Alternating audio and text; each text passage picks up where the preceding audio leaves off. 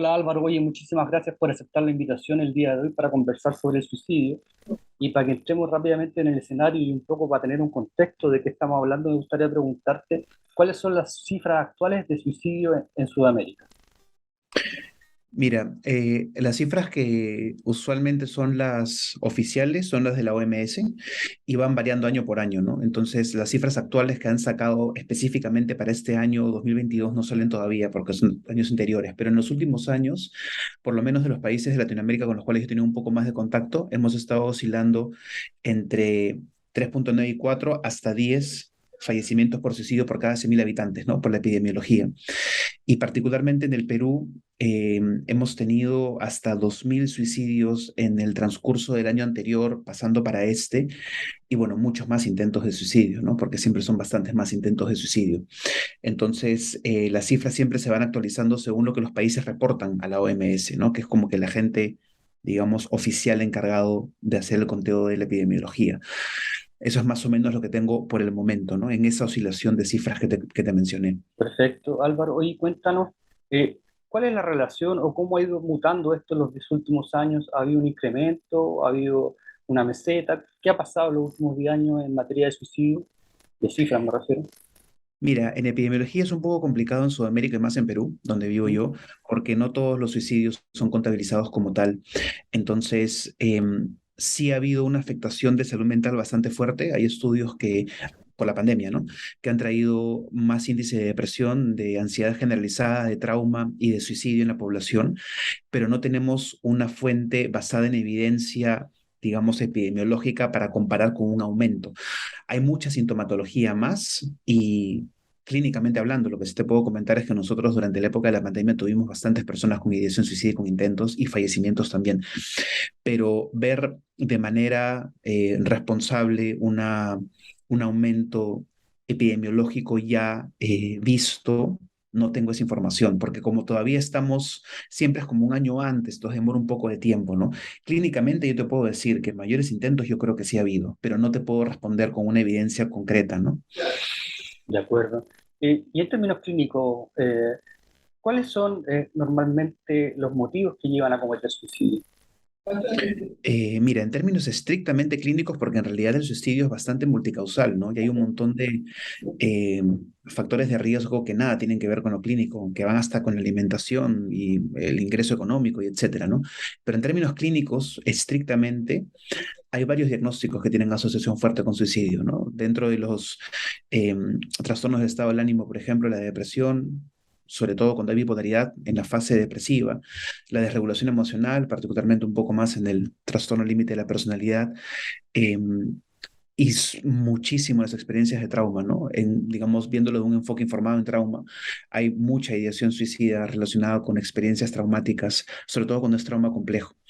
Y bueno, además de eso se observa bastante en episodios de ansiedad reiterativos, sobre todo cuando es ansiedad generalizada, eh, y diversos diagnósticos más, pero esos son como lo que de alguna manera están un poquito más presentes, ¿no? Perfecto. Oye Álvaro, y antes de cometer suicidio propiamente tal, ¿tienden a existir algunas señales que nos puedan alertar de que esto eventualmente pueda suceder con alguien que nosotros conocemos, por ejemplo? Sí, claro.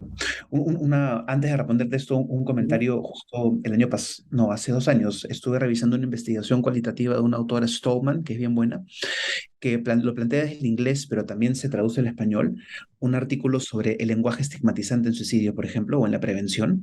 Y una de las cosas que esta autora plantea, que a mí me parece muy acertado, que es algo relativamente nuevo, es el no decir cometer suicidio, por ejemplo.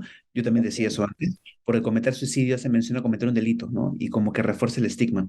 Y en Perú, por ejemplo, hay personas que dicen la persona se mató.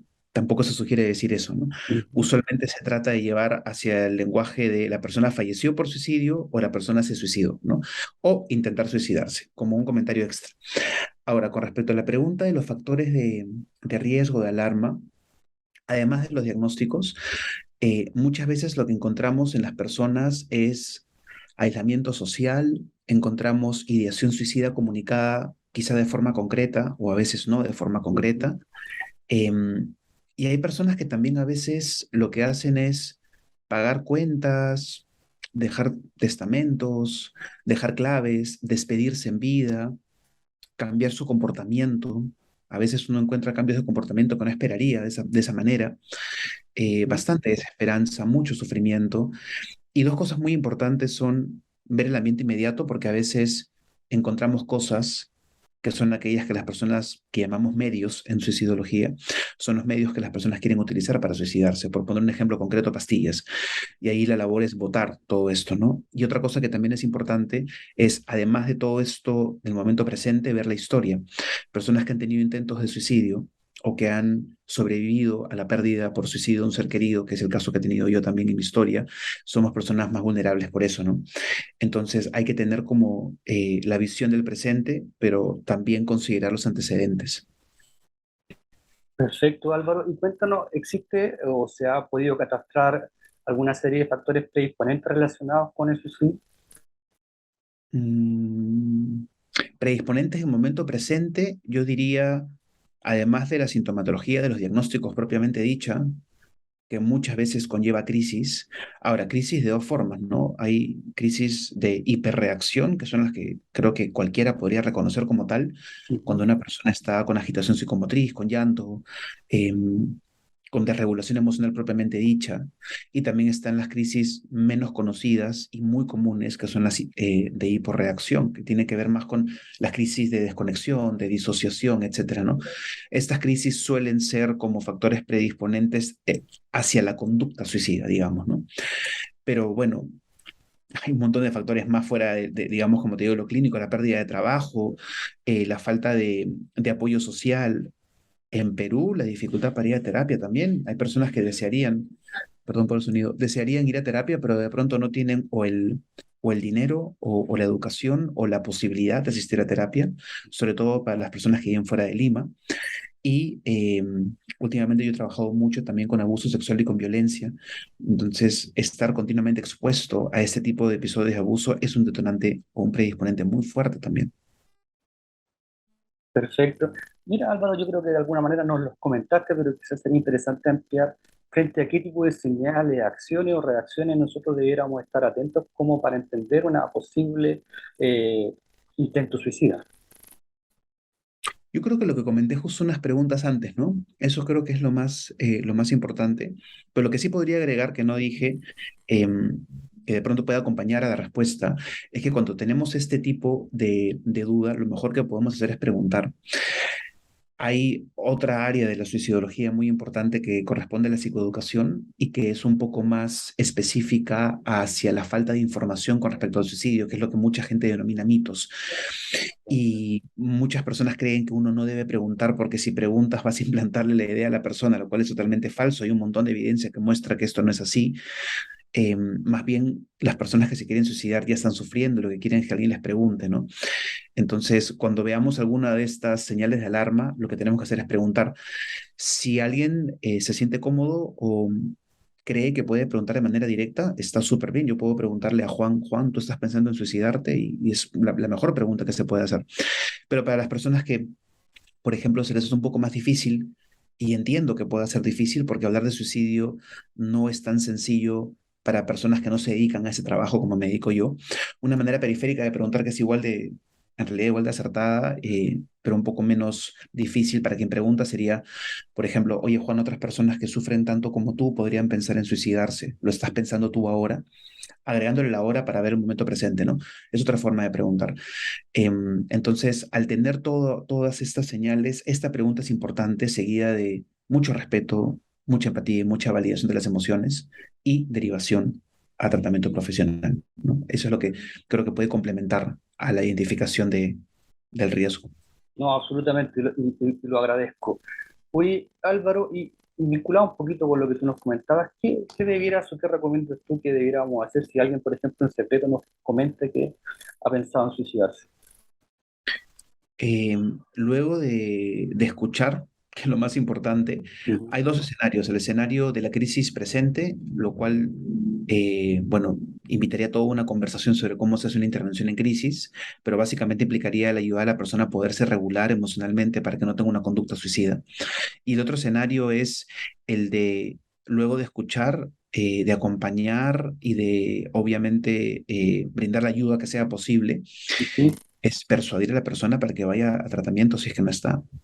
Y lo otro es lo que decía también antes, ¿no? Fijarse que no haya ningún medio potencialmente suicida que la persona vaya a utilizar para suicidarse. En realidad el suicidio siempre es concebido como un estado de emergencia. Entonces hay que verlo como tal, diferente que un abordaje psicológico, voy a decir así, promedio, como un ataque de pánico, como un momento de soledad fuerte, qué sé yo. El suicidio implica la posibilidad de muerte, ¿no? Entonces, al implicar la muerte, se convierte en un estado de emergencia. Por ende, hacer intervención en crisis cuando sea necesario y una derivación siempre es importante. Obligatoria, diría yo. Perfecto. Y a propósito que tú mencionaste un tratamiento, ¿en qué consiste básicamente un tratamiento para personas que tienen intenciones suicidas? Mira, un tratamiento completo implica varias áreas, dependiendo también del motivo de consulta y lo que la persona necesite, pero lo básico es el tratamiento psicoterapéutico y en muchos casos también el psiquiátrico. Cuando hay intentos y son severos, implica empezar por hospitalización y luego ya tratamiento ambulatorio.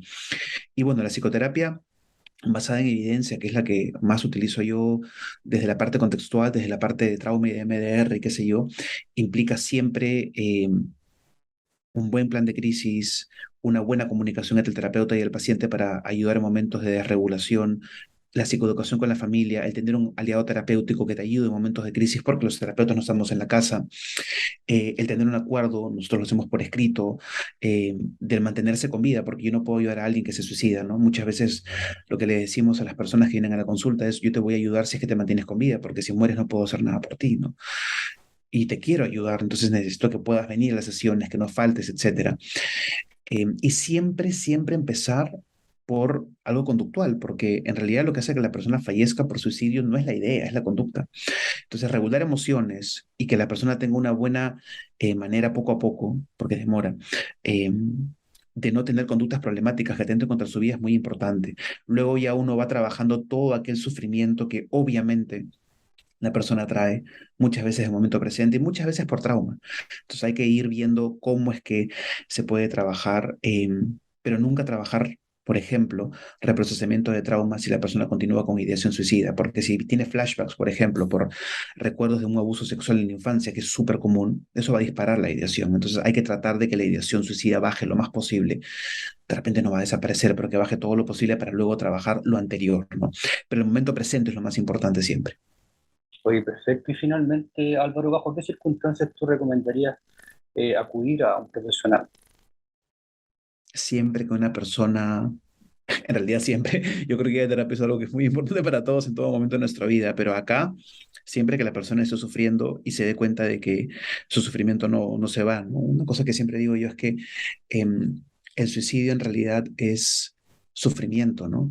Hay muchas etiquetas para el suicidio que son irrelevantes, ¿no? La cobardía, la valentía, etcétera. No sé si en Chile es así, pero acá en Perú hay como una especie de fijación con tratar de etiquetar el suicidio como si el que se suicida es cobarde o es valiente o es loco, lo que fuera, ¿no? Lo cual es pues totalmente invalidante y discriminatorio y no aporta en nada, ¿no? En todo caso, lo que yo siempre digo es suicidio es sinónimo de sufrimiento, además empiezan con S, terminan con O, y mucha gente que piensa en suicidio lo hace porque ha intentado hacer cosas por calmarse, terapia, amigos, viajes, pareja, qué sé yo, drogas, lo que sea, el sufrimiento no baja. Ahí es cuando es normal pensar en suicidio como estrategia de afrontamiento ante el dolor, porque tú te das cuenta de que sigue sufriendo, ¿no? Entonces, uniendo esto con tu pregunta, cuando una persona sufre, yo siempre voy a recomendar ir a terapia, pero no esperar a que estés muy mal, sino cuando ya te das cuenta de que algo está pasando, es mucho más fácil salir de un momento de sufrimiento cuando no es tan duro, a llegar cuando ya estás pues rebasado de dolor, es mucho más complicado, ¿no? Entonces una intervención temprana siempre va a ser mucho más, eh, no sé si efectiva, pero en todo caso va a ser más validante para la persona. Absolutamente. Oye, Álvaro, quiero agradecer tu claridad, tu fluidez y tu excelente disposición para estar con nosotros el día de hoy, entendiendo que tienes una agenda súper apretada. Espero en otra oportunidad volvamos a conversar algún tema, porque veo que manejas muchas cosas que pueden ser reinteresantes de cara a nuestra audiencia. Un abrazo a la distancia y ojalá sigamos en contacto. Sí, igualmente. Muchas gracias por la entrevista también. Ojalá que pueda ser útil para todos y para todas. Gracias.